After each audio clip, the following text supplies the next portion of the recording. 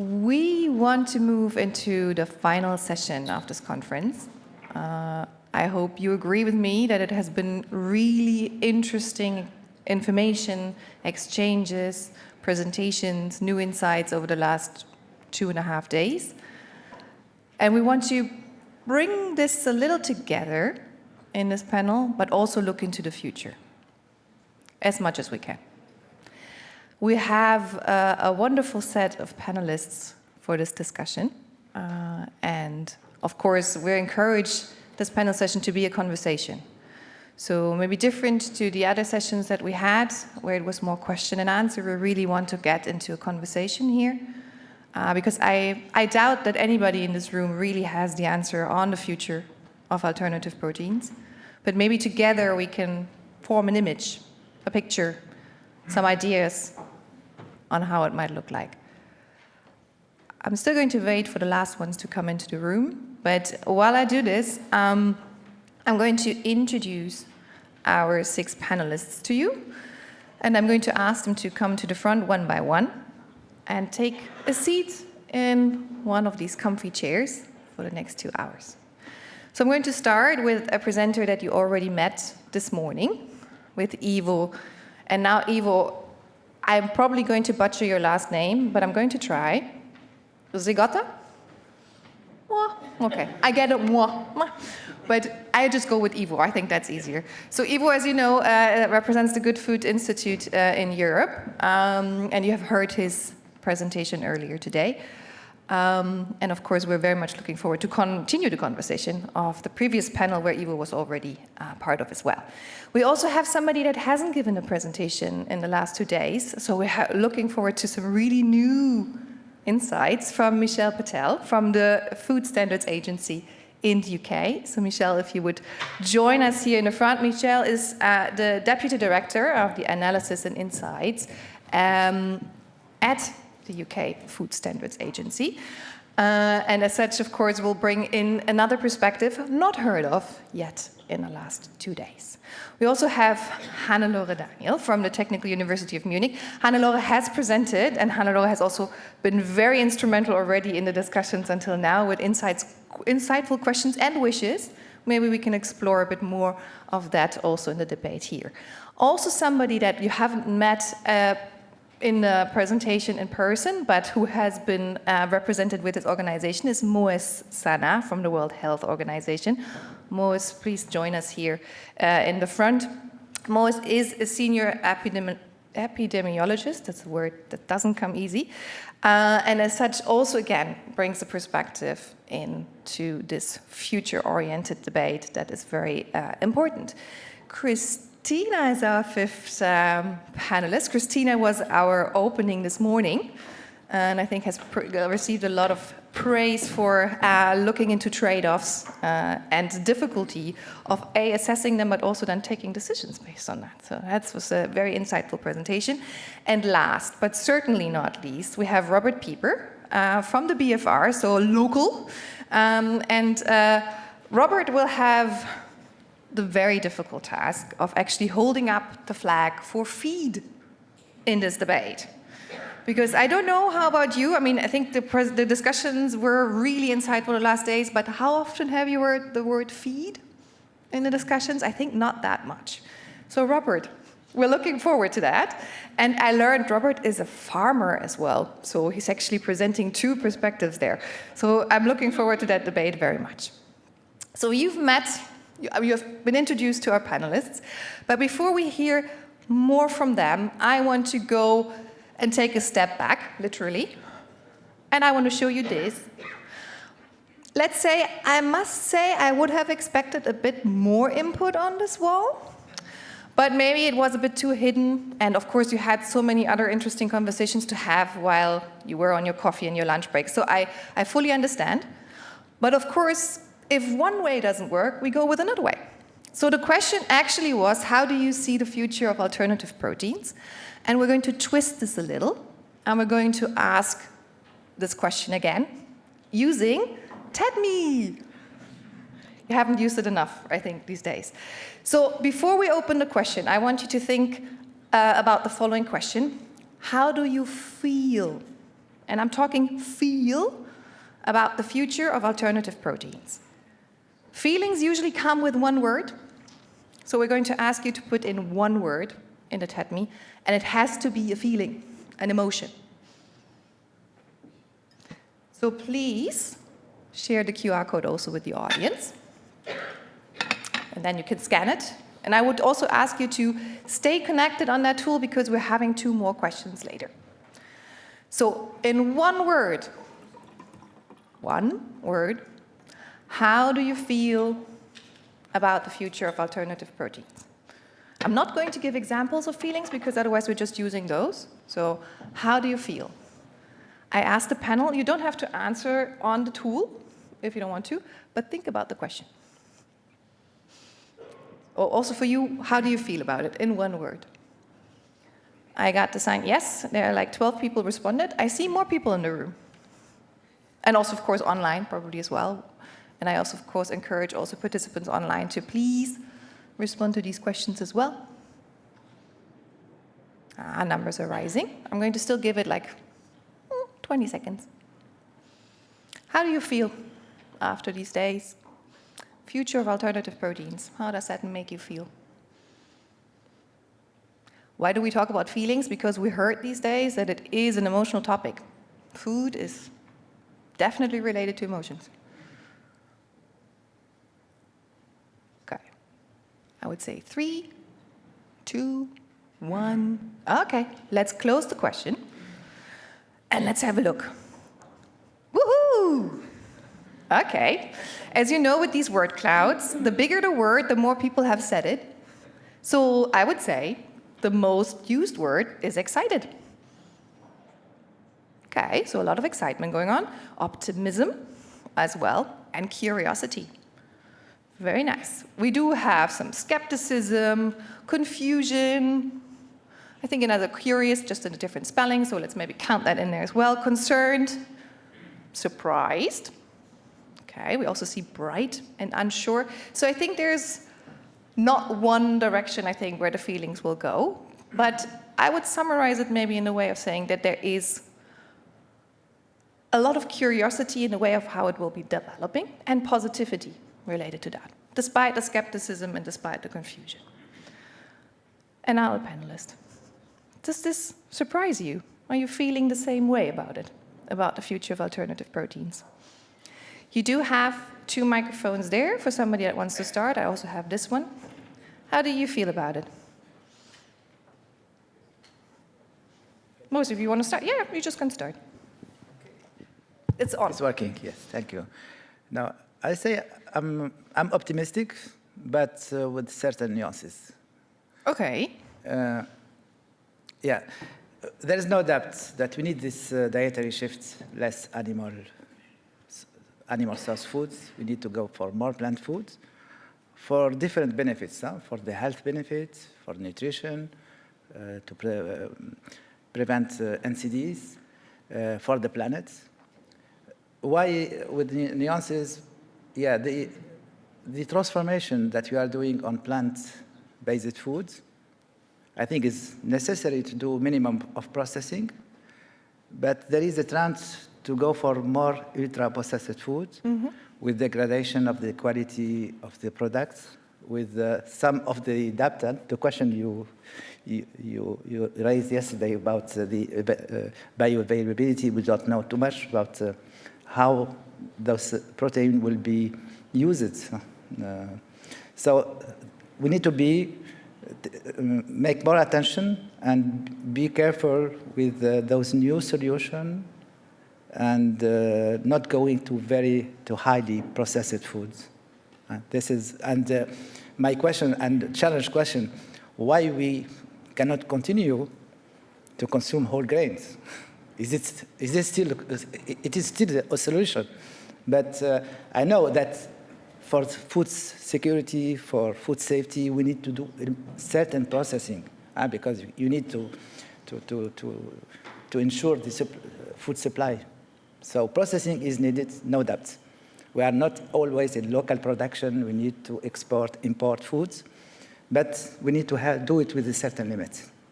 Okay, so I see optimism and worse, but also some thoughts in the direction. Also, which direction do the alternative proteins will go? And I will definitely touch upon that a little bit longer. I saw you nodding, Christina. Optimism you sharing, or? I think I'm conflicted, and I think that's fine. There's lots of great solutions. Some of them might be, bridges to a different food system. Some of them might be shiny toys. We don't know yet. But it's good that we're experimenting. And I just want to follow on what you said, because I think the ultra-processed food, the UPF topic, it strikes a rich debate. I've heard a lot of people here say, this word processed, ultra-processed, it really it's bad for industries like precision fermentation, and we're just trying to replicate the kind of foods that you guys already eat and want, but do it more sustainably, more ethically. And I would argue that the word ultra-processed is not meant to stifle innovation. It's meant to protect public health. And of course, the NOVA classification on which it's based, perhaps it could use a second iteration where we kind of differentiate the more beneficial industries like precision fermentation. But we also need, some kind of categories that can call out the industries that hijack our pleasure reward systems, the sort of junk food that's laden with artificial ingredients and preservatives, but above all, salt, sugar, and fat. These things are making us sick. They are causing all sorts of non-communicable diseases. Makes it really difficult to sort of imagine a future where they don't control the majority of the industry. So I would say that, terminology, it doesn't have to be perfect to be useful. And it can be a bit of a distraction to talk about this critique on the word process, because we are losing the war against food lobbies. And so let's recognize the utility where it lives. Yeah. Okay, I saw, Hannelo, you wanted to react as well. There is a microphone. Yeah, just a comment on this, let's say, hype of ultra-processed food discussions ongoing. Days and days and days of my life in the last 2 years, just around Nova 4, and hundreds of association studies. And we have not really understood what makes an ultra-processed food harmful. So the public debate and the scientific debate, don't match so much. And that is an issue, of course, for media, in particular in, say, UK and US. It's not yet here so much in Germany and Austria, but it will come, no doubt. So we have to tell everybody, listen, the NOVA classification from Brazil is more or less a political definition. It's not processing. You can take ingredient lists and classify without knowing what kind of food you have. And if you compare NOVA classification in hand of experts versus non-experts, you get completely different outputs. Last point, large epidemiological studies, the latest from Harvard, 220,000 people observed over long years. NOVA 4 classification associates risk mainly with mortality as an endpoint, risk with sweetened sugar and beverages, and meat products. The European counterpart study from EPIC, 230,000 people observed over 30 years with Steris recording. Risk comes with sweetened beverages and red meat. Processed food, ready to eat, ready to heat, do not show increased risks. So it contradicts actually what everybody has in mind. The pizza is ultra-processed. By NOVA it is. But it doesn't show up with an increased risk association. So again, there are shades of gray in that, and I totally buy in what you said. We should not use that as a killing argument. Yeah, and there are great, fantastic technologies that can help get clean labeling, reduce the list of ingredients, and so on. Yeah. So let's be a little bit open-minded to technology here. I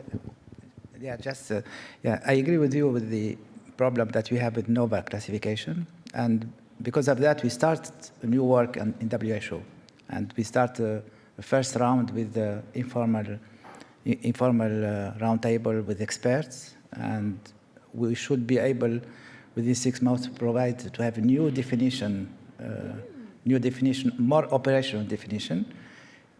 Part of it would be ingredient-based, but with association with other factors. We are aware about that, and we are doing this work next couple of months to have this new definition. So we don't like the term ultra-processed food. So highly processed, or we'll find some better wording for it. And after that, we have to revisit the science and look at the association, as you said. Not all the processing will be associated with the health outcome. But until now, it is very difficult to understand the mechanism of action of ultra-processed foods. It's so difficult. I don't think that we will find one single factor that explains everything. But look at it as a sort of, the one who starts with the ultra-processed food, he said it is a sort of business model. So you put very dense foods, cheap, very convenient, easy to heat, easy to prepare, and the structure will push you to eat more than what you need. So this is something that you cannot find one ingredient responsible, but is part of it is the food, and part of it is the lifestyle, part of it is the lack or less or more physical activity, and so on. So it's very hard to understand what are the real factors that will explain those association.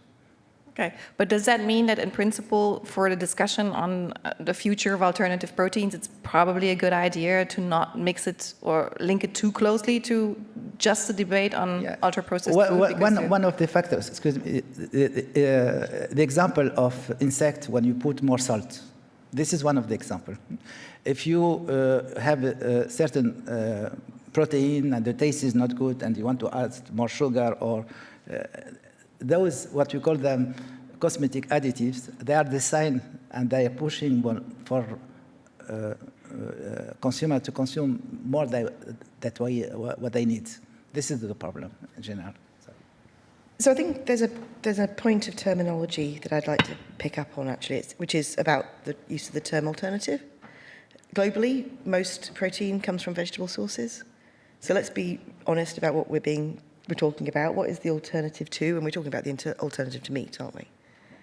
So it's not really the alternative to protein. It's the default is vegetable protein. We probably need to think a bit more about that. That's also a very Western, relatively recent default, or very high-income country default. But I've heard a really compelling case for change over the past three days. We're talking about a really broad church of things, though. We're not talking about technologies that are remotely equivalent from a regulatory or a societal point of view. Some of these are not what I would call new technologies. Anyone heard of falafel? Was a great question. But the other thing I've heard, and I think where I'm probably in the mixed feelings bit, is that I've heard a lot of people, whether scientists, innovators, academics, go, oh, and of course we've got to convince people, we've got to change people's minds. But they don't really know how. Haven't said how. And I've heard words like ridiculous and neophobic and irrelevant. And so I work for a regulator. My background is in risk communication, understanding people's perceptions. And those heuristics are rooted in feelings of familiarity or unfamiliarity, naturalness or unnaturalness, and they're bloody relevant when you're talking about some of this stuff. You have got to succeed in this endeavour, You've got to convince people to eat the other stuff, the stuff they're not used to eating, whether it's falafel or something grown in a jar. Some of these things feel very different to the food people are used to. And it is really interesting to hear in that great presentation from the Space Agency that even if you take a population of astronauts, educated, risk-taking people, and you provide the most functional, coolest, scientifically developed food in the world, if it doesn't work for them, they won't eat it. So I think these are things that we need to be taking seriously, and it's not just about concerns. So as a regulator, we've been looking quite hard as to what people care about. Now, the first thing people care about is it's going to make me ill. And as a regulator, we can take care of that. And actually, I would say, you know, if you're an innovator or an entrepreneur, you've got a vested interest in regulators doing their job well and thoroughly and maintaining the confidence in your product. But then there's also that risk-benefit perception. And I think we've seen from other technologies that when the benefits are framed in terms that the people that you're expecting to buy and eat this food don't value, that not what matters to them in their messy, plural, possibly conflicted value sets and economic realities, it won't work. So I would say, you know, communication is two-way, and I've heard very little about listening.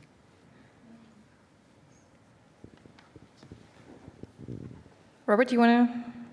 I see you moving. No, I just felt now it's time also to say feed.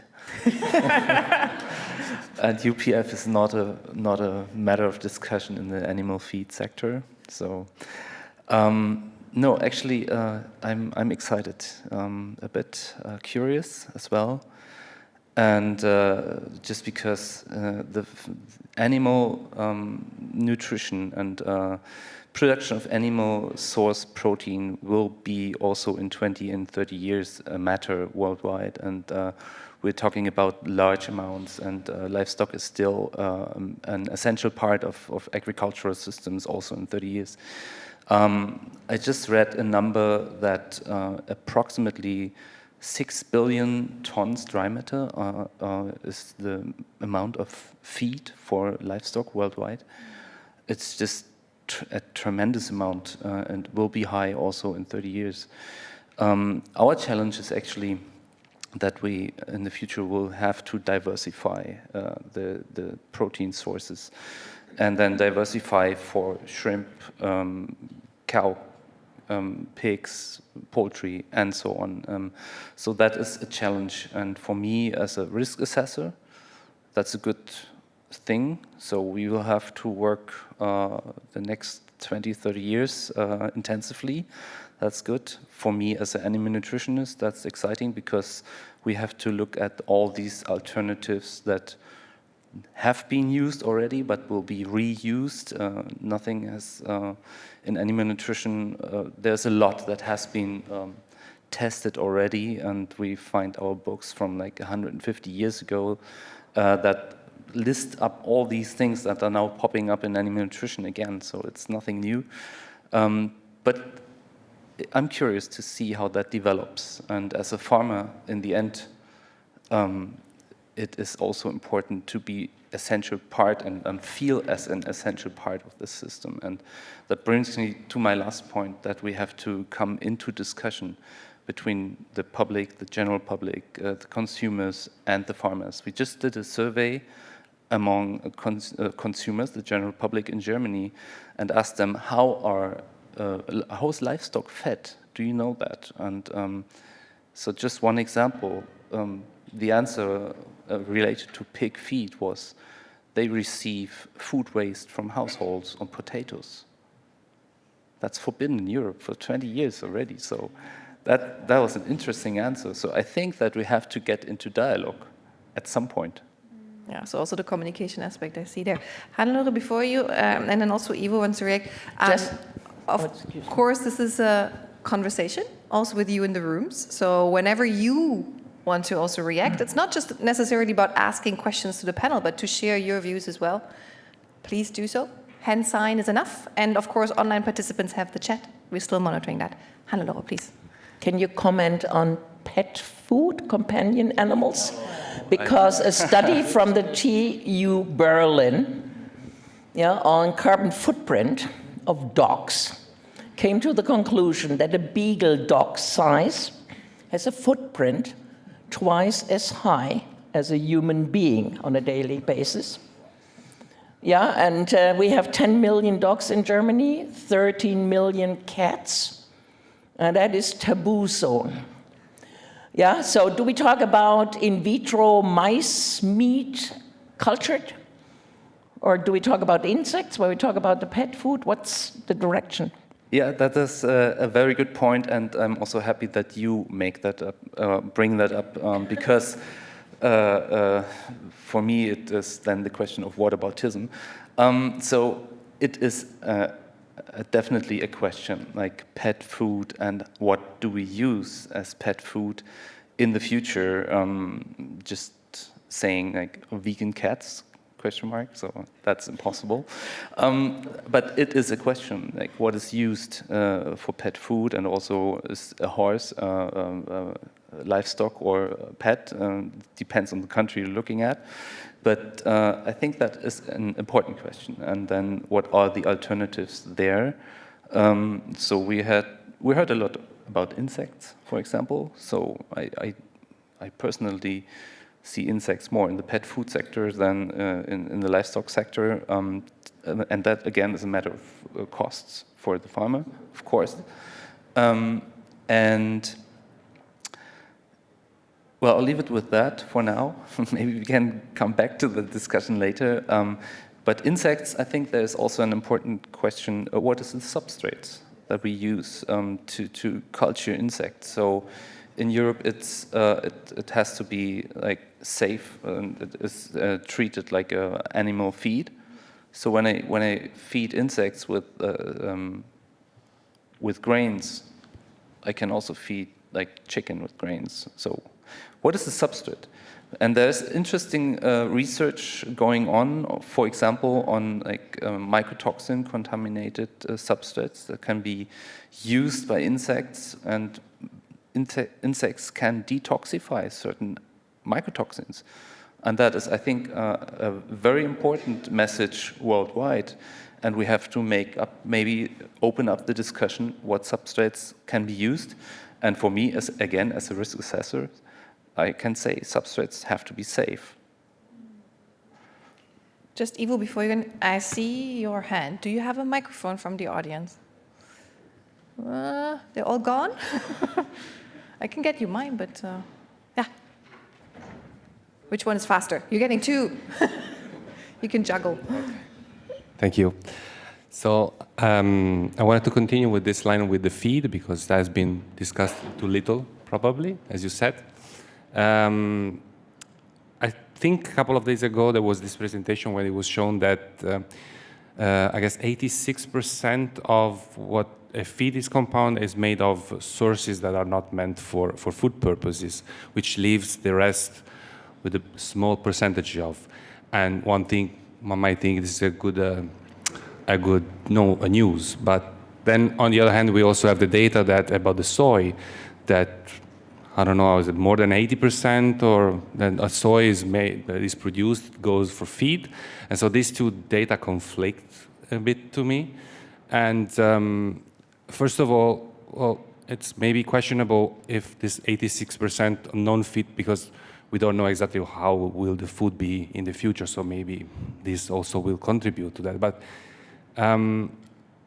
the question will be, do animals really need all this soy, considering that it seems to be just a little part? And is it possible to reduce this input of soy? And does that mean that if the soy is not used for feed, will automatically go for human consumption, or rather maybe it will be we are pushing too much soy for that reason, and maybe it will be just substituted?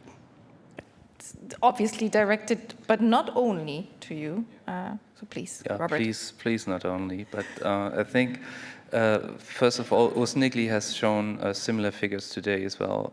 So it relates to the global livestock diet and the global use of arable land, where we have 70%, around 70% is grassland. So it's a global perspective. And globally, these 86% might be 85 or 87, but around this number relates to, biomass that is not edible for humans. And that includes, just as a matter of statistics, that includes the byproducts from soy oil production. So it's a matter of statistical view in the end. And when it comes to the question where will and how and when can we replace soy, we can, of course, in certain diets for certain farm animals, we can completely replace soy. It's a matter of availability and costs for the farmers. So it is not a question. It's not a question of like they want or not. It's we have a global market for feed and for food, and this is the driver for the use of protein sources. Of course, we can say we want to diversify, we want to localize, but then it comes maybe also to regulation to enhance that. But do you see any alternatives to soy in the future? Animal nutrition? That for animal feed that actually match the availability and cost criteria? Not one-to-one. So soy is a very valuable source of protein in terms of animal nutrition, but of course we have alternatives. There's other, like from canola, pressed cakes, there's other sources that can be used, and cattle can be fed completely without these sources of protein. Of course, there's a large scale of alternatives, and if, as a farmer, if forced to search for alternatives, I will find them. But nobody's forcing you yet. Yet. Okay. Ivo, I don't know if that's a feed comment, but I still want to, of course, get you the floor because you were waiting for a while. So please, maybe it's completely unrelated and it's fine. Definitely unrelated to feed. That's okay. I just wanted to close around when we were talking about feelings and said I'm in team optimistic, and a couple of the words I saw, I think, resonate with me, but I think optimistic, especially when I manage my expectations, when to expect what. I think a lot of the debate we have in the community, alternative proteins community, for a very long time was expecting things too early. And I think we really must see where we are in the development of alternative proteins. Those are early stage technologies. And if we are aware of this, I think we can get a bit more relaxed in some debates. So I remember having read a book 2 years ago, how solar energy became cheap. I think if we have a look at other technologies, how long this took, and if we compare the first generation of products, for example, in the solar industry, with where we are today, then we can be very optimistic if we transfer this to alternative proteins. If we see the veggie burger, saw this on a slide, the first ones were in the 1980s or so. But if we see how much progress we made in the last 5-6 years and what we can expect for the next years, this whole discussion about ultra-processed, etc., if we have a look at what is developed at the moment, I don't think that this debate will play a big role in 10 years. I don't think so. If you see the next generation of plant-based products that is developed at the moment, that applies traditional fermentation methods. I'm not even talking about precision fermentation or so, but just using fermentation to get from a handful of natural ingredients, whole-cut products like steaks or so, things like Planted does in Switzerland or Meta Foods does in Denmark. I'm pretty optimistic We get products there who have a good nutritional profile, 5 or 6 ingredients, traditional forms of fermentation. I think the innovators in the space will not be the problem. I also think that consumers will not be the problem. It's pretty natural that people are hesitant. Not all, there are early adopters. I think in the field we are all working in, or what we are observing, we must be clear, we're not talking about disruption here. We're not talking about here comes an iPhone and this replaces a Nokia, etc. Won't happen. Food is a different game because every one of us is associated with this. If we accept this, and if we accept this, it takes time, I think then we can be very optimistic. The only point where I say, let's see, is how policy deals with this. And I'm not talking about the question, does policy support this with public funding, etc., but also with regulation. If you have a look at the debate we're having here in Europe, so not everywhere in Europe, it's a mixed picture. But if you have at the debate, we sometimes have in Italy, in Hungary, in Austria, in France. This makes me a bit worried because we all know a couple of those products we're talking about needs to be approved at the European level, and member states will have a say in this. Okay, so I also want to hook up to that, but we have a question from the online audience. We have actually a comment combined with question from Sweden, and Josephine Edvall of Vennerbok is thanking for the interesting discussion, and she especially asks about the timescale of the industrial development and for the different protein alternatives. Let's talk it like that.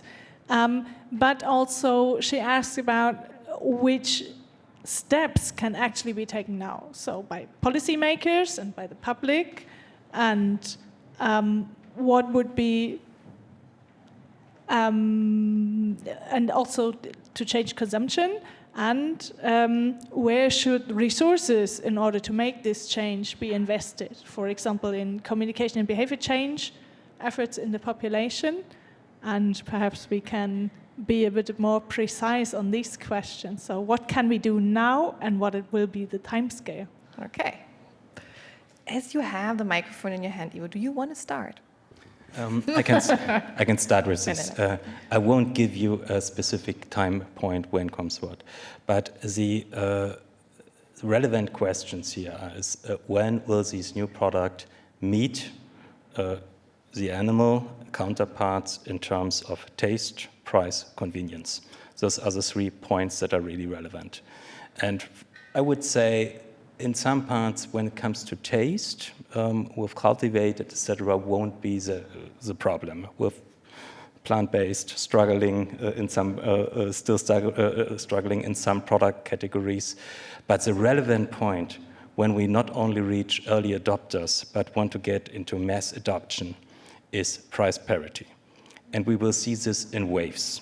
I cannot give you specific dates, but when it comes to plant-based, I would say we're approaching this point. In some categories, we are almost there, which is plant-based dairy categories, some categories, plant-based milk, plant-based cream. At least in Germany, we are there in those 2 categories. When it comes to meat, plant-based meat in German retail was 60%, 65% more expensive 2 years ago. Now it's 30% more expensive. So we're approaching this point. We will see this in the next years.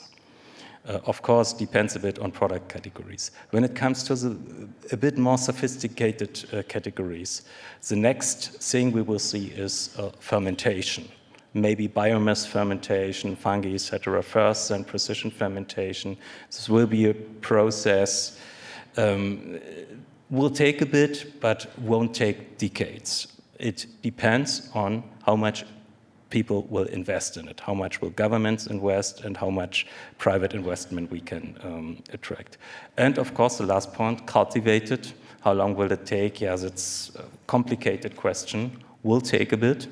And of course, at the beginning, we will have unstructured products, and the steak will really take a while. The second part of the question, what needs to be done, I won't set out a whole menu, so the others have. But I said for several times today, what we really need is government support. And for government support, we mean clear regulatory pathways that are reliable for companies, that are efficient. And the second one is public support. Public support, especially against the background that we see that private investment in the field, at least venture capital investment, struggles a bit. And maybe to add one last point, we were talking about, yesterday especially, about novel food regulations. And here in Europe, we as GFI, we are really happy that we have this framework here, because we know how Germans, France, Austrians think about new foods. And so we are happy that we have a regulation that gives people certainty that what they eat here is safe. That's good. So it's not our intention that we say we need a new novel food regulation. We all know what last 10 years and maybe wouldn't get better. So speed is one thing, but the other thing is reliability when it comes to votes in the PAF committee in the end. And I think we really have to think about what's the role of policy here. This is a discussion that is, I think, even more important than speed in the process, because startups won't go to Europe if they don't see a perspective. Will my product, even if it's safe, in the end, pass the PAF committee vote? Thank you. Christina, do you see timelines and also steps similar to what Ivo just said? So, of course, we see per category, but what is needed? Yeah, I would actually agree with Ivo that, you know, for certain categories, we're not there yet.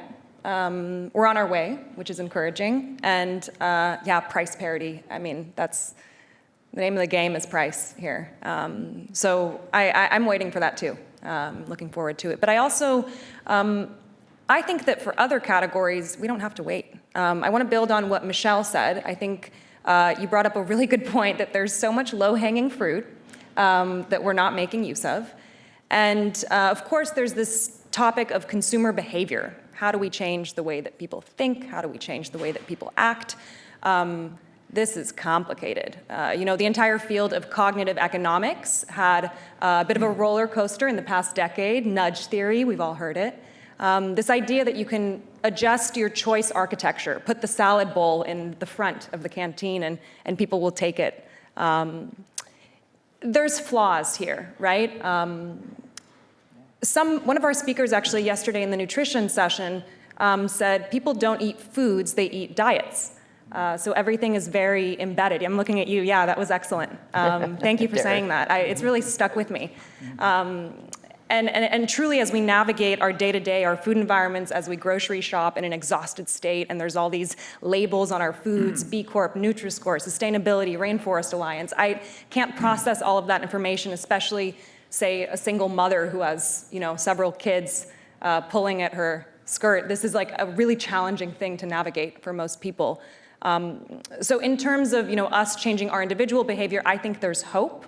You know, there's something called the Overton window, where 1 in 4 people changes their behavior and the rest can follow. So if one of my, you know, friends becomes vegetarian, maybe 3 of us will start to consider it. That's kind of, you know, a definition of a tipping point for social movements. But I actually would put in my vote for public procurement. I'm interested in school feeding. I'm interested in hospitals, prisons, government facilities. In the US where I live, 1 in 3 people eats a meal in one of these places every single day. And these are federal dollars. I mean, this is sort of something we can control, right? The #1 subsidized crop in my country is sugar. So I wonder why we're not investing in sort of educating people from an early age and sort of starting those habits young and early. I ate school meals growing up in Seattle. It was a combination of pizza, chicken nuggets, we had corn dogs, French fries. This sort of, remained in my head as it should be on a plate. This is normal. And so I would say, yes, we can sort of, use these giant government-fueled supply chains to vote in more sustainable and healthy directions. And we can also vote with our forks. But I would love if government, step up to the plate and put us on the right track. Yeah. Thank you. Hannelore, I know, wants to react, and then we also have two audience members want to react. But first, Hannelore. How could I not agree of what she said? But coming back, price parity is the key. You can currently buy 1 kilo protein isolate or concentrate from soy or pea for 2 to 3 euros per kilo. And if you take that as a benchmark and ask, how all those wonderful new technologies that we discussed in the last 1.5, 2 days, can ever compete with that low price? I would argue 90% doesn't have a chance. But, and now coming back to what Ivo said, we are not making true cost accounting. All the conventional products, externalities are not priced in. And that makes, let's say, a strange competition.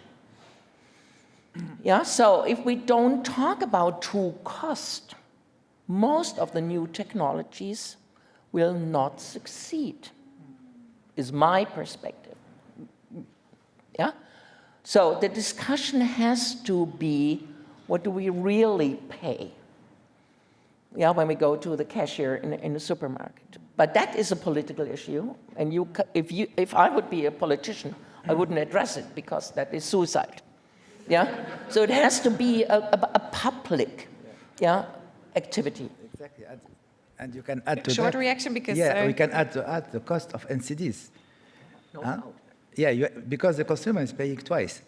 You are paying when you buy the food, and you are paying the consequence of what you are eating. So we have to consider that. Double cost.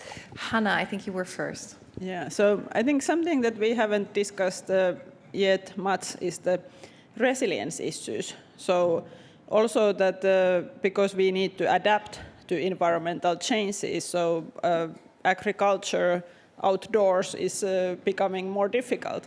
So maybe we are forced to develop these novel or use these novel technologies to produce food. And then it affects also the price issues, because then it could be that livestock production becomes more expensive because it requires more feed as well. So then maybe it's easier to compete with these novel technologies. And then, of course, resilience issues also, like all of these pandemics, which are often coming from the extensive livestock production.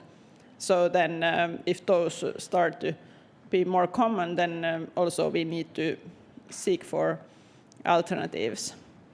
And then, I think, I wanted to comment on the pet food issue as well, and maybe feed related issues as well, because, of course, this, for example, cellular agriculture, like the precision fermentation technologies, also produce the side stream of the microbes, which could be used as pet food. And so we can produce also pet food with these cell culturing technologies. And then on the other side, there is often this argument that we need livestock because food systems are producing a lot of side streams that we cannot eat, or there is grasslands, and grass can only be used by livestock. But then on the other hand, we can also use grass for feeding these cells. So grass can be even a source of glucose for the cell culturing, and also amino acids for cultivated meat production. So, and insects, of course. So there are a lot of these kind of possibilities of using different types of feedstock in cell cultivation as well, so we don't necessarily need livestock for that. Okay, wow. Thank you, Hannah. There was a lot of reactions there. I apologize that I don't know your name, but the lovely lady with the orange sweater. Thank you so much. My name is Cora Klockenbusch, also from the BFR. I was really happy about the last point that Hannelore brought up, because I definitely also 100% agree with the consumer behavior and the initiatives that can be taken there. But looking at the power distribution within food levels, may it be micro, macro, or meso level, it is always, the most power is always with the retailer. And I was gonna raise the point, when are we gonna hold the industry and retailers more responsible? I think I would love to mention Lidl as a positive example, taking baby steps in the right direction, putting plant-based products at the same price as the animal-based equivalent in Germany. So they really brought, they mixed up the retailer market, but it's still not enough. So how can we maybe shift the conversation from nudging consumers to the higher level that will actually have a way bigger lever or impact on the transformation? Any reaction from the panel? Yeah, can you check? Hello. Oh, it's on. Good. Mm-hmm. I'd just like to pick up on one way, which was suggested, which is we could start where we have more influence and possibly control, which is things like public procurement. So that's where you taking something through to legislation, the Overton window is not there for that in most countries. Politically, that's a really difficult thing to do, but you can control what you procure as a government. And so in a small way in the UK, we're looking at how we can apply nutritional standards as well as safety standards in schools through the same actions as we do with safety regulation, for example. And that's just a baby step, and it's a feasibility trial, but it is one of the things that you can do to start to hold things accountable for better food.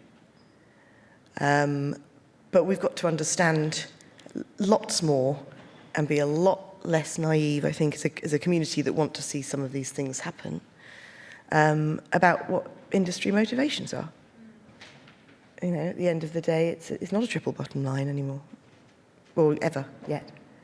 We may have learned that in business school, but it's profitability, and you're talking about things that will, unless you can find a way to make it profitable, will always remain in the domain of kind of public affairs, public, marketing, and it won't have real clout.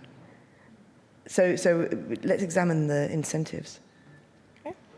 Goes in that direction. And Hannelore, I think you still had an addition before we move also to an audience question again. The word retailers brought an idea up. I mean, I'm getting mad about them. Yeah, I go from conference to conference to conference, and you ask, where are the retailers here? And what role do they play? Because they are the ultimate market force. They can push a Nestle out of their assortment. It's not a big deal anymore. So I think they have a responsibility in this whole area to bring some of the new ideas to consumers as well. Make them aware of the new things to come. And I blame them, in particular in the German-speaking countries, Germany, Austria, and Switzerland, that for decades they hide the technology. They provided pictures of food production that had nothing to do with reality. They satisfied, of course, this wonderful demand that Lynn brought up with this painting, by demonstrating production of food like 200 years ago. But reality is completely different.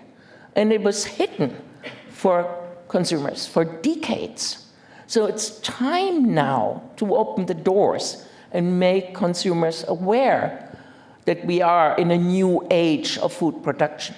And then the retailers should take on a new role here as educators. We'll give Ivo the microphone. Laura, thank you. Just to add on this, I echo everything you both said, and I also really see the role of retailers.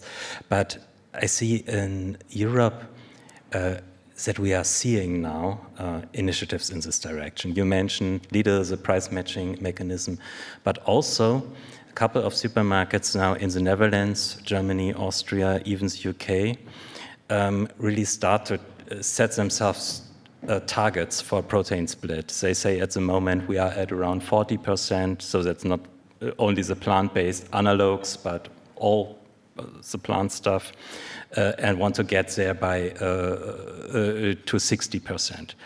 And the main reason why they're doing this is the ESG ratings, because they know they have Scope 3 emissions, and the only way they see to achieve this is if they really have a look at their supply chains and what they are selling, and they see in plant-based meats, they see an opportunity to do this. Also, Hannelore mentioned the role regarding those new technologies, and I think this just starts, but we see first things in this direction. If you have a look at the Rewe Group, which is one of the biggest retailers in Germany, they have made investments now in infinite roots, biomass fermentation. They have an investment in FOMO. So first companies, retailers start with this. Microbes in Switzerland is doing this, is invested in cultivated meat. As they do this, what is still missing is indeed the education part. Is that they talk to consumers about this. But I'm optimistic that this will change. Thank you. I want to get a bit of energy in the room. It's been really interesting discussions here at the front, but I also know that we've been sitting for a while.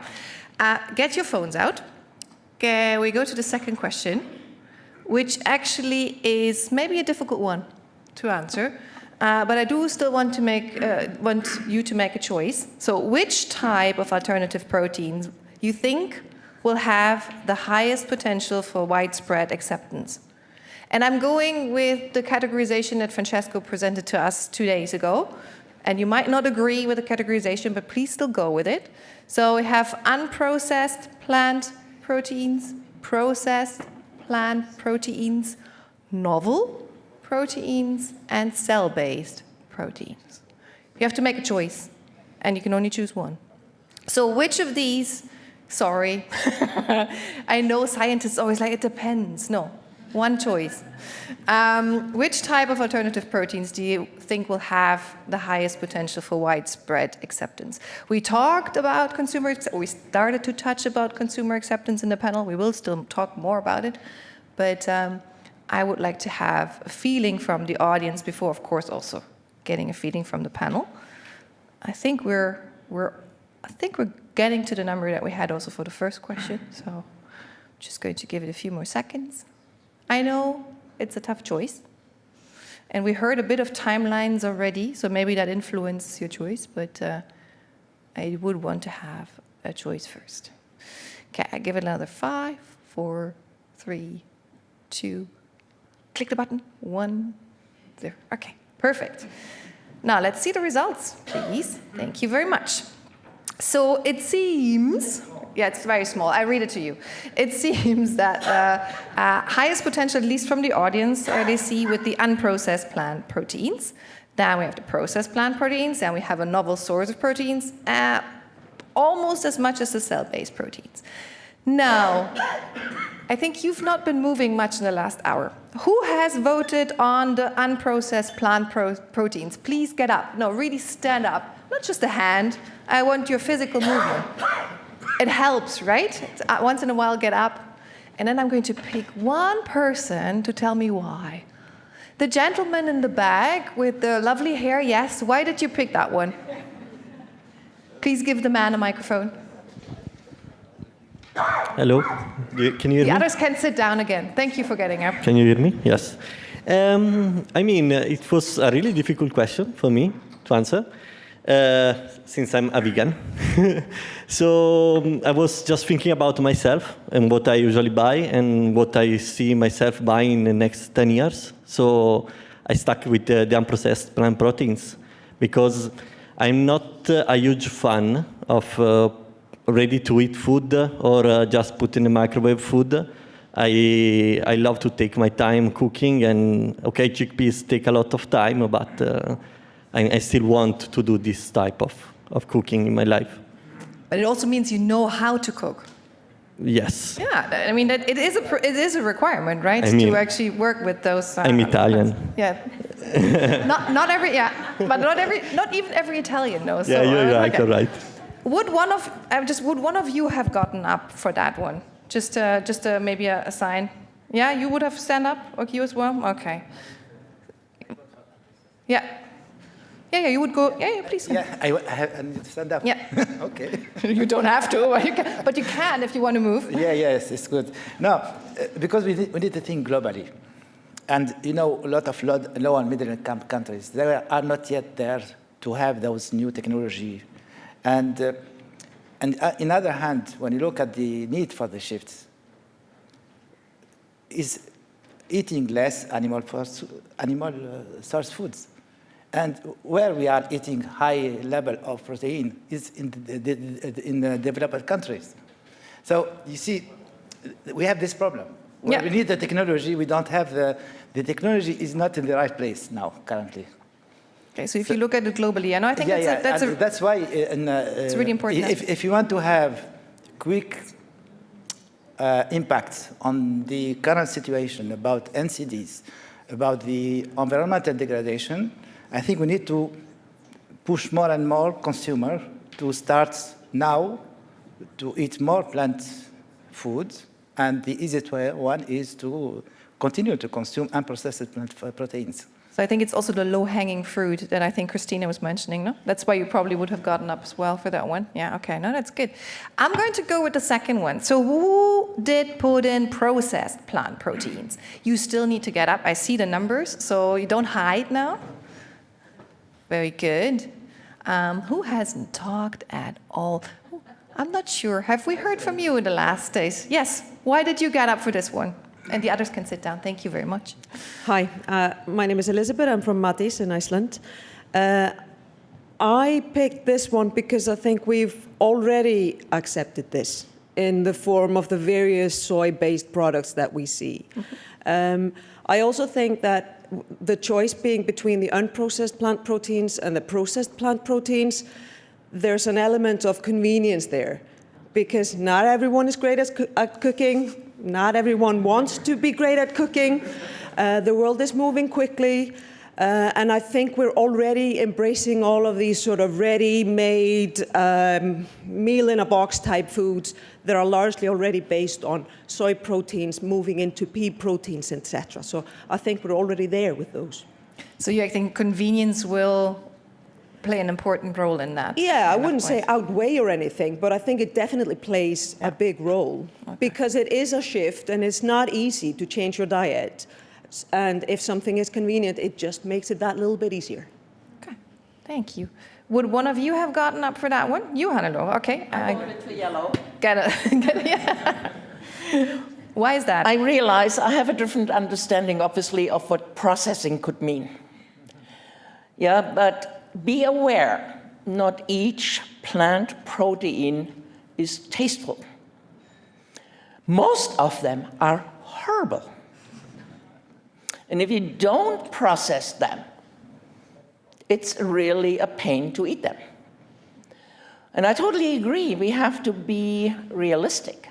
Convenience is the ultimate driver in most of the product fields. And then we talk about processing. And I agree with Ivo that in particular these fermentation-based products, in the next timeline, they will be dominating the new things. It's fantastic what Plantaneers and Planted create there a steak that looks like a steak. It tastes like a steak. It behaves like a steak. Amazing. But that is processing of its finest. Yeah, even with the machinery that they can marmorize the meat and so on. So, yeah, I'm yellow. You're yellow. Okay, nah, that's good. It's a good color. Now we'll come to the smaller group. I think I will go first with the cell-based proteins. Who thinks that that has the highest potential for widespread acceptance? We could say they're all online. No, thank you. Very good. I've just had a lady, so I will turn to the gentleman in the back. Why do you think that one has the biggest potential, highest potential for widespread acceptance? Yeah, you need to turn it on, exactly. So my name is Florian Geier. I come from the company Merck. And I picked cell-based proteins because I once read the book Poor Economics. And in this book, it's from the Nobel Prize winner of economy. And in this book, it's stated that when people from low-income countries have a little bit extra money, the first thing they would spend it for is meat. So, and that's because I think cell-based proteins, they have a point if they can really achieve the same level of quality as conventional meat in the future. So. No, thank you. So actually, meat remains meat in that sense, and there is a big potential in the growing population, especially in the low-income countries. So thank you very much. Anybody of you who would have gotten up for this one? I didn't, but I... Yeah, you go for it. I think there's a real question here about by when, because I think if you ask the question today, that is, I would have absolutely gone with the dark blue. The question about when it becomes cheaper, tastier, or as tasty, you know, do I think the whole world is going to suddenly turn vegan, or do I think that if there was an alternative that was cheaper, people would accept it or look for it? Is a different question. Yeah. So are you talking about today, or are you talking about alternatives to meat, or just because widespread potential acceptance is already it's already plant proteins, but if you're talking about as a swap in 30 years, it might be different. Let's meet in 30 years and ask the same question again, and let's see what comes up. No, but I agree with you. Of course, it's a timescale question as well. But I would think from what we know today, where do we see the highest potential for acceptance globally? And I think that's also a comment that came in. Globally, that might mean something very different. So last group, because I don't want to miss out on anybody, on the novel sources of proteins. We're not mentioned exactly what that is, but we've had talk about it. Nobody? Those were all online participants? I cannot believe that. Nobody dares. Okay, that's all right. But maybe then I bring something in, because it did come up here, and it was also a comment in the TED-Me questions that we had after each session. Why is there nobody talking about fungi? So just wondering, does that not play a role? Because there it says fungi for future as a source of alternative protein. So mushrooms, mushrooms. Sorry, fungi. Fruit or the underground part? That's a wonderful question. I will not be. I mean, there it's the fruit and the underground part. So maybe it's both. But Ivo, any reaction on that one? Yeah, you mentioned that novel sources of proteins can be anything, but the other pillars here. If I define precision fermentation as a part of novel sources of proteins, then I would say this would be the one where I would say I see the potential. I don't know whether widespread acceptance is the right thing here. I think if we talk about market takeoff, and do we even need widespread acceptance for this? What do I mean with this? When talking about milk proteins, egg white proteins, we heard about this on the first day. Half of this is B2B, goes into industrial processes, goes to the food industry, and there developing food out of it. So if today you as a vegan person go to a supermarket, you have a really hard time discover products because in almost everything you find some kind of dairy ingredient or an egg white ingredient. On the day when precision fermentation, so ingredients coming from precision fermentation, manages to get cheaper as an ingredient than these things in the processed foods. Do we really believe that the industry, that the people care what they eat, whether it's from precision fermentation or not? I think this is a huge thing we sometimes underestimate when we talk about market takeoff, the B2B market, all the things that is hidden in products that we don't see at the moment. So we have a lot of discussions, will people take the cultivated sausage if it is placed directly to its animal counterpart. But if we take this into consideration, and here we're talking about things where while people really care about what's the quality of the egg that I have for breakfast, etc. People don't care about where does the egg from that is in all those cakes, etc. And so I would say as a market opportunity over the next 15 years or so, I would say the biggest disruption we will see in this field. And also, because you were asking for fungi, if we're talking about mycelium, this is really a magic ingredient in a couple of things when it comes to meat formulations, but also companies working on how can we work with this in dairy, etc. And I also think this also in the field of fermentation is something that is at the moment still neglected and that has a huge transformative potential. And if you ask me, if we count this to novel sources of proteins, we see a much bigger uptake than unprocessed plant proteins, etc. Okay, thank you. So that was also putting the attention to B2B flows of resources. Michelle, you want to hook up on that one?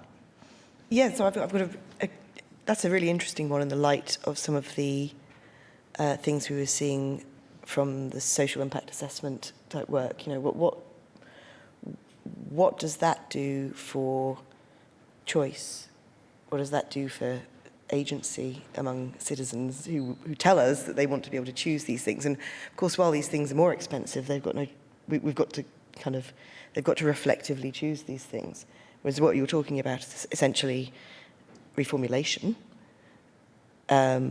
where the choice is made for you systemically, and you get that thing by default. And in a B2B setting, it's usually very difficult for the citizen to understand what the ingredients are that's going into that cake that they've bought. I just wonder if people want to comment on some of the implications of that. Yeah, but I think it reflects a bit the fact that probably, and I would include all of us in this room, of course, are a small minority that might actually do care, but I think the majority of the population, I would even say probably globally, has other factors to choose food than looking in, did my egg in the cake come from which source? So at least... We do a great deal of social research on things like that, and it's one thing that we do have to factor into account. It's not always the deciding factor, but most consumers, when they are talking about novel technologies, they want it to be labelled. They want to know. Yes, all the way in the back. Thank you for getting up. Hello. I just want to say something about egg, of course, since I'm working in an egg company. Yeah, I mean, I was actually going to say that, of course, when we go B2B with a product, and the bigger issue around the egg white is the availability and the supply chain stability that you could create if you do precision fermentation to create the product. So mainly those big companies, as you say, they're mainly looking at the price and the availability. But if we're able to put a product on the market that is available and is at a reasonable price, it will be purchased by that food manufacturing company and then provided to consumers. I mean, it's actually those big companies don't necessarily think, oh, we need to have animal-free product. They're not actually so keen on that. The big major companies, Unilever, General Mills, that's not usually on top of their list. They just need bulk product. So the other advantageous is that if we do manage to succeed in precision fermentation, getting them this product that is just solving one of their problems with this supply chain disruption and price variability, you can actually, through the side, in a way, bring a really great consumer benefit or environmental benefit. So kind of through the side door, you actually bring in all the benefits of having an animal-free product that is better for the environment. So sort of whether they like it or not, that's just the other side benefit. So they aren't actually choosing the consumer, but they will get it because it actually solves a problem for the manufacturing company, the food company. Just a observation or a notice that it's somehow, not necessarily a thing that we actually think about. We're not actually trying to say, hey, people should buy our product because it gives some kind of different image, or that's definitely part of the market, but the massive part of the market is just bulk what everybody eats. I mean, this kind of vegan market and specialty thing is really a small part of the whole food market. So in order to make a kind of impact into the end thing, our philosophy has been we have to go after the massive part of the industry. Anyway, okay. Thank you. So that is the impact indeed. Like Ivo also mentioned, the B2B impact or the large scale impact. Any other reactions for the moment? No. Okay. Thank you. We have one more question to you as the audience, and I would want to base the rest of our panel discussion on that, on the answers of that question as well. So if we could have the third question, please. In the TED-Me tool is, again, in one word. So think, please, before you answer. In one word, which factor will have the strongest positive impact on consumer acceptance on alternative proteins?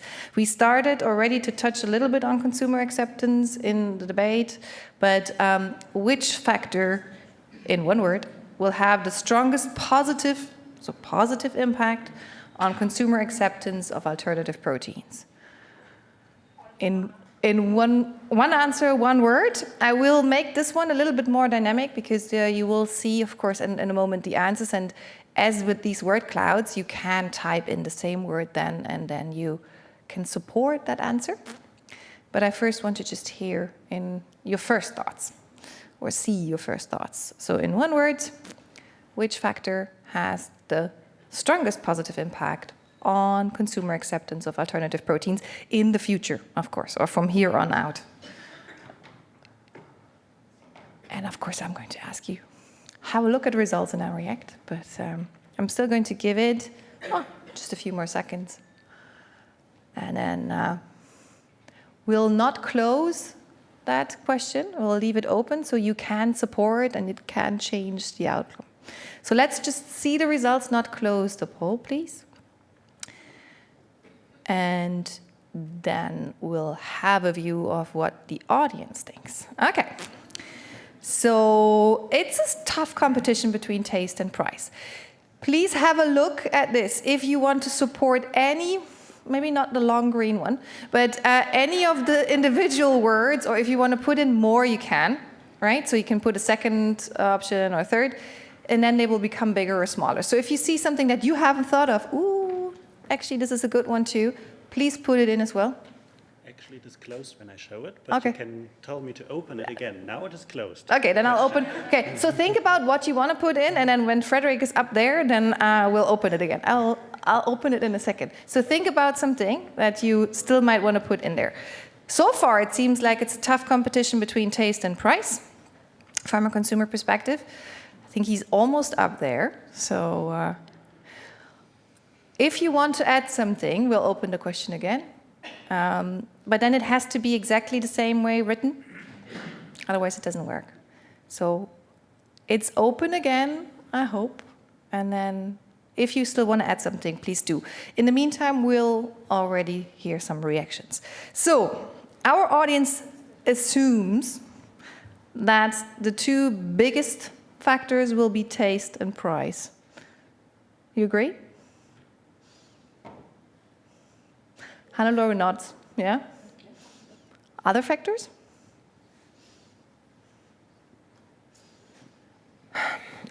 It's a difficult question because there is not a consumer. True.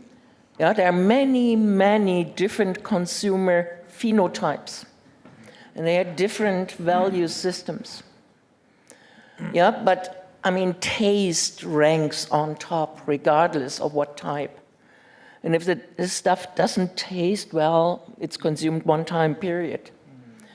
Yeah, price is a different thing. I mean, we had this Dubai chocolate story. I don't know whether any of the others can buy in there. A bar of chocolate, 25 euros. And people were lining up to get one. It doesn't taste good. Are you out of your mind? Yeah, so, I mean, I'm just saying, there are consumers that want to invest 25 bucks, for a bit of chocolate. Yeah, and others go for 78 cents per 250 grams of minced meat. So, somewhere in between. Okay. Thank you. Yeah, please, Mos. Yeah. I think the consumer will be mainly, they will look at the taste and the price. We talk a lot about nutrition, about safety, but the safety is so complex for the consumer. And what they need is they will try to trust the organization, like EFSA or BFR, or so. I don't think that the consumer they will continue to think about safety unless there is some outbreaks. And this is one of the issues that we had yesterday, because yesterday we talked a lot about safety, and it was not so clear because you can have it safe by design, but when you produce, you can discover things. You need hazard approach for each production. You need to be sure that they apply the good hygiene practices, and we experienced that recently because.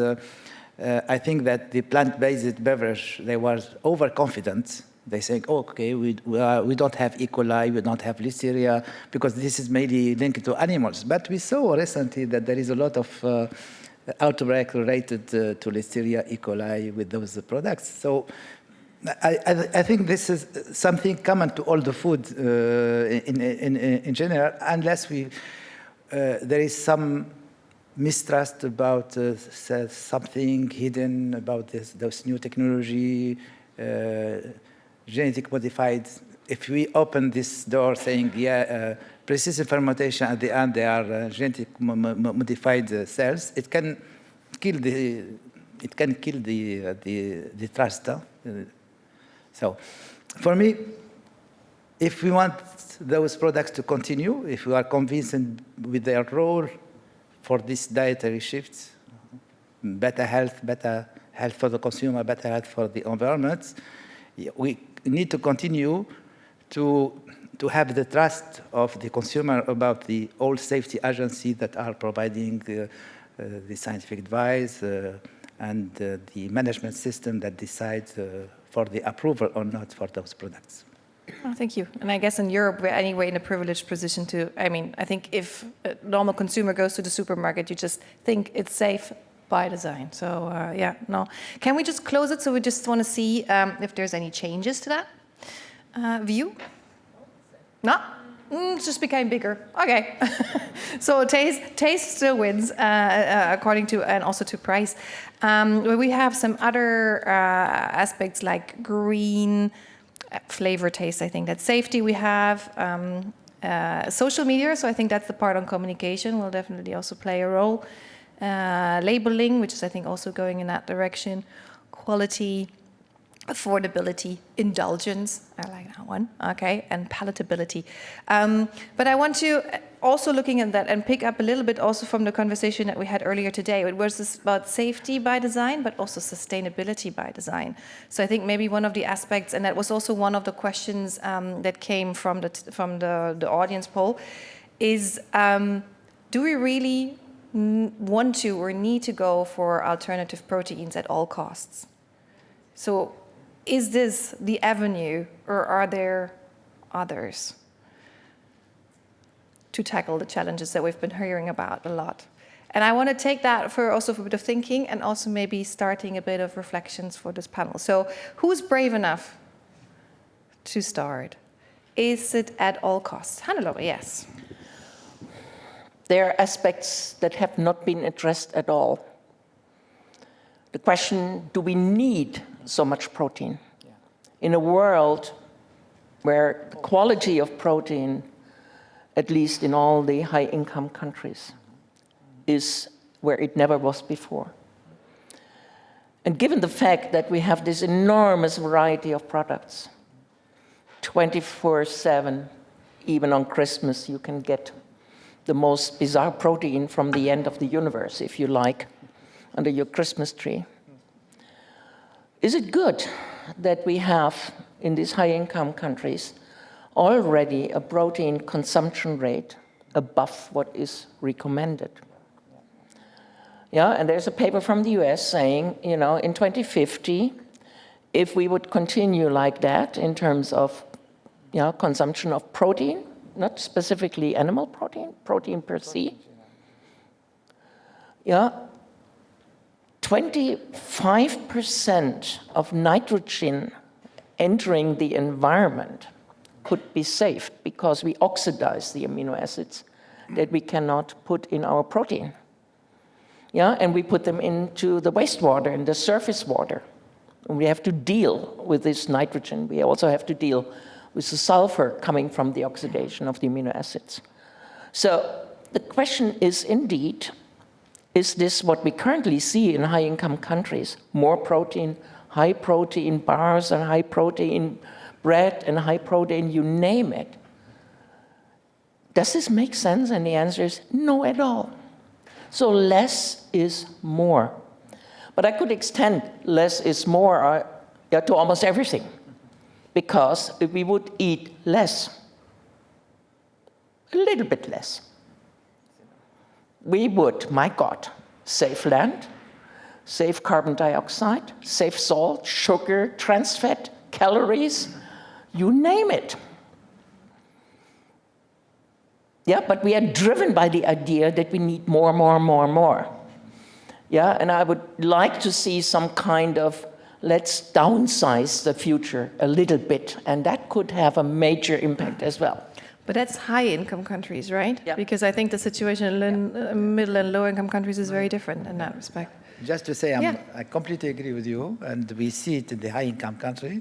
It is more about less than replacements. So now, in the low and middle-income countries, different story. So that's why we need to see. That's why I say all those technology will be useful for low and middle-income countries, because we have to reduce in high-income countries, or send we will save. So we can reduce the production, or export the production to the low and middle-income countries, with which cost, or create new production that will be less costly and can be developed in low and middle-income countries with lowest price. So I totally agree. In high-income country, we need to reduce the consumption. And a lot of simulation modeling done showing that just lowering our consumption of animal source food, less than 2,500 calories, 50% of the waste, reduce 50% of waste, we have high probability to achieve the target of Paris Agreement about 1.5 degrees Celsius. Okay. So this, without alternative proteins, we can reach a lot. Okay. Ivo, you want to go? And then I also know that we have a mention in the audience. Yeah, I think in general you're totally right about the question, do we need more proteins or not? The question is, what does the consumer do? Because is policy willing to tell people what to eat? I don't see such initiatives, not in Europe or anything else. Every attempt we saw here in Germany, we had something like this, a veggie day, a proposal back in 2013. I think in the UK there were debates about Meatless Monday, etc. Those things usually fail. And we have been talking to consumers for 50 years now out of sustainability reasons or animal, etc., and telling them eat less meat. And they did not do this. We see in some European countries, in very few here in Germany, it is declining, but this was not due to policy interventions. So I think for me, this is a kind of academic discussion about do we need more proteins. When people are buying animal proteins at the moment, I think one of our best guesses is to offer sustainable options because for the moment we won't change that there are people who in their mindset have in the center of the plate, I see something like meat. And I think we just have to accept this for the moment. Okay, we can work on educating the public also, but I still think that working on alternative proteins is one of the best pathways to tackle those problems. And studies who are dealing with this, who are comparing different measures, are also coming to this conclusion. So the World Bank published a report earlier this year where they compared different policy interventions, or not policy interventions, just things you can do, and they put alternative proteins on number one of what they can do. The first in repairing, fixing the food system. The first measure they identified, which was about improving livestock, was on number 9. So there are definitely people who are doing research on this and say alternative proteins is not the silver bullet, but it is one of the most promising things you can do. Is it okay, Corey, just get this too? And okay, perfect. So. Sorry, I was thinking of the question, and I was thinking maybe I'd be both simple and complicated. So is the question, do we need to find an alternative to eating meat in high-income countries? And I think, yeah, obviously for loads of reasons, right? Are there so many ways of doing that? Clearly, we've learned that over the past few days. And I just wanted to pick up on one little point. So policy... It is hard for governments to tell people what to eat, but sometimes they do, and they do it through fiscal incentives and that sort of thing. So we have a sugar tax in the UK, and it worked. It does happen. I'm not saying, I'm not making a statement on behalf of the country, but there are ways of incentivizing changes that are needed. But, do we need to? Probably, yes. Yeah, I want to pick up on all of this. I think this idea that we don't actually need as much protein as we think, right? All the labels that say protein rich, 10 grams of protein per serving, this is marketing, right? This sort of feeds into our fears that we're not getting enough. And in addition to maybe rethinking what we need, why don't we also rethink how we consume and how we cook? The amount of food waste in the world is obscene. I mean, we've alluded to this here and there throughout this conference, but nearly 1/3 of our food globally gets wasted, 1/3. And of course, in low-income countries, this happens at the farm gate, even before it, right? This happens in kind of post-harvest losses. There's a lot of infrastructural issues, cold chain. But in high-income countries, this happens in retail settings. This happens in our kitchens. It should be illegal for retailers to waste the amount that they do. So yes, I think we should incentivize. I think there's a lot we can do to educate people, also make it easier for them to access things. But I guess since this topic hasn't been brought up much in the conference, let's also think about, maybe government's role in helping avoid waste in systems, because it's not just, waste here and there. Animal source food waste is seriously a massive form of emissions. So perhaps I would like to end on the point with how we value things. I think this idea of true cost accounting, going back to the balance sheet, right? Incorporating the social costs, the health costs, the environmental costs, internalizing the externalities into our price points, potentially, changing subsidies, changing how the government discounts harmful industries. That could also be one of the many tools that we use. Yeah. I promise. Last one is Hannelore, and then I get to you.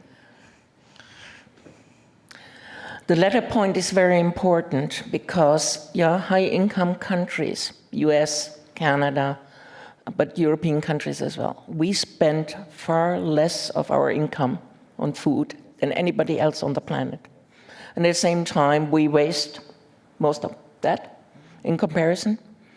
And that is a bit of a ground for true cost. There is space for adjustment, no doubt. But before we end, I need to make a point that is really, it comes from my heart. We have been talking about the growing world population, estimated 10 billion people by 2050, that we need much more protein. Yeah, of course we need more protein, probably not as much as sometimes calculated, but we also need calories of other type. And we have currently 5 billion people on the planet that don't get enough vitamins, trace elements, etc., etc. And that is going to be the key problem in 2050 as well. And that is not addressed at all. I mean, everything is protein, protein, protein. So open your mind. There is much more important things in food than just lysine, which is essential, no doubt. And the other thing is, those 2 billion people coming on the planet, 80% will be born in sub-Saharan Africa. And they already have huge problems. Food waste between harvest and plate, up to 80% get lost. Climate change will hit them. So what do we do to feed those people? And we have to feed them there. Otherwise, we will see migration of a scale that we have never seen before. So how can we manage that? And what do we need to do? And I would argue, we need to think about bringing the smartest youngsters from those countries in our highly developed world, give them the best education we can provide, and help them by all means when they go back in their home countries, to help setting up more resilient, productive production systems. Because otherwise, I mean, I can buy with import-export, I can buy in there, But we come close to a new quality of colonialism if we make them dependent on our technologies and so on. So that is my pledge. We have to do something for this part of the world, and that is not only solved with a fermenter. Thank you. No. You've been very patient. Please. But it has also been very interesting, I have to say. Please allow me just one comment, I think. Hannelore, you've gained a new fan in the audience, for sure. Thank you for always bringing up very clear messages. Coming to the point of actually having a lot of food, but there is so much waste, I think the food system that was named broken, I think on the first day of the conference, could maybe be shifted to the question, how can we find a just food system? Because there is enough food. And also in terms of making sure that the micronutrients, the critical micronutrients are getting to the people and to everyone, maybe there could be something in terms of policies, as I see they can be viewed very critically, but that we talk about fortification of alternative protein sources, and that we maybe can reach a minimum content of certain micronutrients that are relevant for most groups. And after all, I also wanted to, raise a point for the right side of the panel, that I was thinking very often we're having this conversation on the back of the producers and the farmers, and how we can actually give more influence to that side of the value chain and include them in these conversations, as they are actually the ones that there was an example of, like, I wouldn't eat that, but I would produce it if we have enough money for it. But maybe we can shift it to everyone actually wanting the same goal in the end, and having maybe more pure intentions also from the side of the industry. Thank you. Other reactions before we start the wrap-up? Just checking, also checking our online colleagues. No. Okay, then I have one last task for you, and also for you. You don't have to write it down in a tool, just for yourself, think about it. In one sentence, after these 2.5 days, what's your vision for alternative proteins? I have a feeling I know what Cora would answer, at least from what you just said, but let's check later. But what is your vision? Imagine 2030 is too close. Let's do 2040. If you think about 2040, the world, the food system, how does alternative proteins fit in there? So what's your vision for alternative proteins? I don't need long statements, I need one sentence. Can be keywords as well, if you wish. And I will go to the audience, just to scare you. No, but I also I will also come to each of you, so please think about it, but I do also want to hear from people in the audience. No need to flee, it's okay. Claudia, you want to start? Your one-sentence vision. Yes, I'm really intrigued. There is a microphone front here. We have one. One sentence. What's your vision? That we don't have 20 years. Okay, good. That's a bit of a roadmap, but yes, I'll go with it. But in 20 years, what do you think? I think there are two keywords here. More than taste and price, I would say time and price. Taste is important, but it's time and price. And since we do not, we heard a lot in these 2 days about the urgency that the environmental situation is posing as a responsibility to all of us. And I saw a graph today, which was very interesting, and it showed how the soybean consumption worldwide has increased. And I realized that I was born when it was 1/3 of what is today. Now, I don't have 100 years old.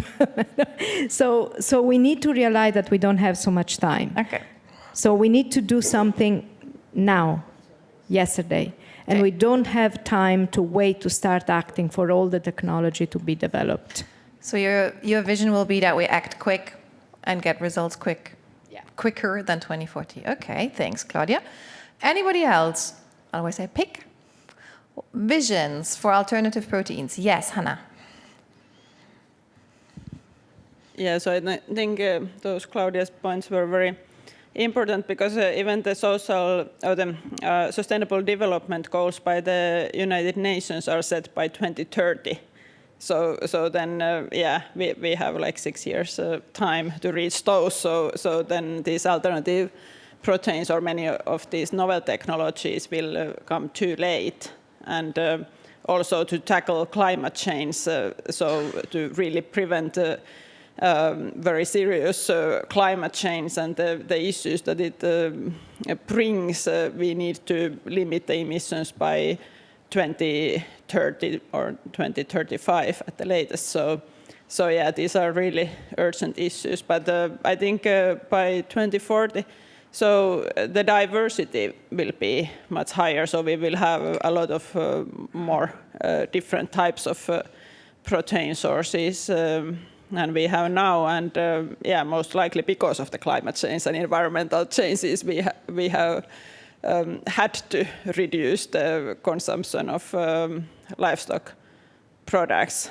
So then, and yeah, hopefully by then we will have some cell-cultivated foods. And yeah, actually I wanted to say something about the mushrooms as well, because and fungal proteins, because of course we have corn, the mycoprotein product, which is available in many countries, and they are good substitutes to meat. So most likely we are going to have much more of these kind of fungal-based products and mycelium products as well that replace meat and have the similar texture as well. Okay, thank you. Can I ask you to maybe hand the microphone one row back? Because I would be interested from a Singaporean perspective. What's the vision? One sentence. Put me on the spot. Yes. But I'm more thinking about from my kids' point of view. Yeah, my vision will be in 20 years' time, they will come back to daddy and say, oh, this is tasty, and daddy, can you buy for me? Okay. So I will, and I will say, oh, SFA salary is very good. So I can afford that. Okay, very good. So we have kids in 20 years that are craving alternative proteins because they're tasty and affordable. So good, thank you. Yes, please. Can that microphone travel this way, please? Seems to be the closest. I would say it would become more inclusive. The food system becomes more inclusive and there are more choices. For instance, as a foreign student, when I moved to Europe first, I had difficulties finding plant-based foods because I'm from India and I grew up eating plant-based foods. And I think that will shift more and it will include people following different diets for sure. Yeah. Okay, so in 2040, more diversity in the food system. Thank you very much. Especially on a plant-based. Emolaus, is that a hand? You're blinded by the light. Yes, please. Okay, can you hear me?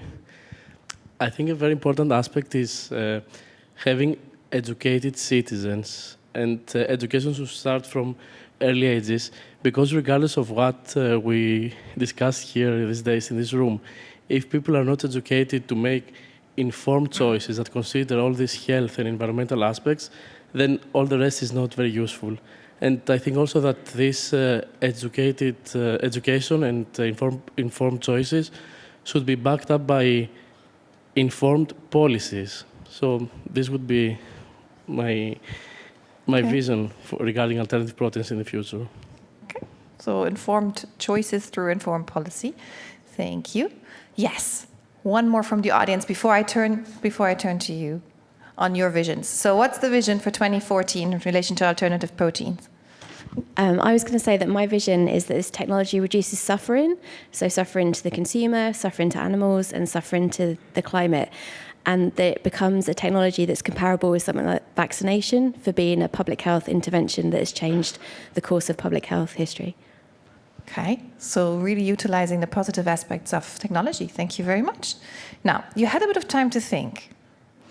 In one sentence, what's your vision for alternative proteins for 2050? I will go one by one so that we don't lose anybody. Robert, do you want to start? So then the feed part is done. No.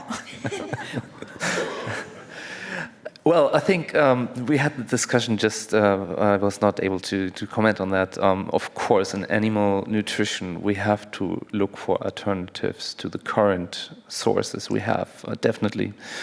And looking at 2040, maybe there's two things. Like in 2040, we will be happy that we diversified animal feed, and second, we will be surprised what can be used as animal feed.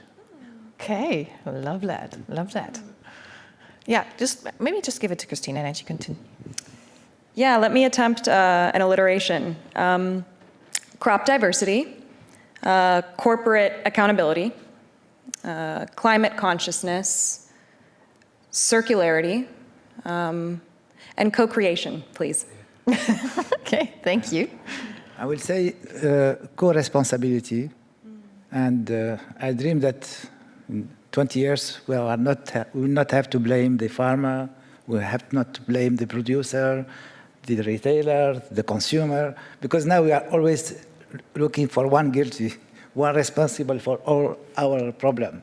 So co-responsibility is very important, and we can go there by having this. And one of the, we are talking a lot about One Health, the approach of One Health. That we saw that the problem that you have, sometimes you are still thinking in silo. Here nutrition, here sustainability, and I think this event is very interesting. That we have a good discussion from researchers, from experts coming from different fields, and this is very important. So for me, it's co-responsibility is my vision. Thank you. Hannelore. So if we would talk about food systems in 2040 or 50, I would be giving a completely different answer. If we talk about alternative proteins, my answer would be that we successfully get rid of the word alternative. Yes. Good. So the default. Okay. Good. Thank you. So I can tell you what I hope. Okay. And I hope it is not prompted by some massive global crisis. And I hope that the conversations come out of the echo chamber and that we have food that's good for us and for animals and for the planet, and that we've managed to get people there by answering some of the questions that we're currently only asking rhetorically and answering them. Okay. Okay. And you? Hannelore robbed my last sentence. So definitely, I want alternative proteins. I want a rich, diversified set of options where things that we consider alternative or supplement or replacement today are the default options, and who wants to eat a piece of meat from animal can do so by buying an extra charge or so of 4 or 5 euros to account for true costs. But if you order a burger, it's a plant-based one, it's a burger from fungi or etc. Okay, so diversity there as well. Great. So in 2040, maybe we meet again.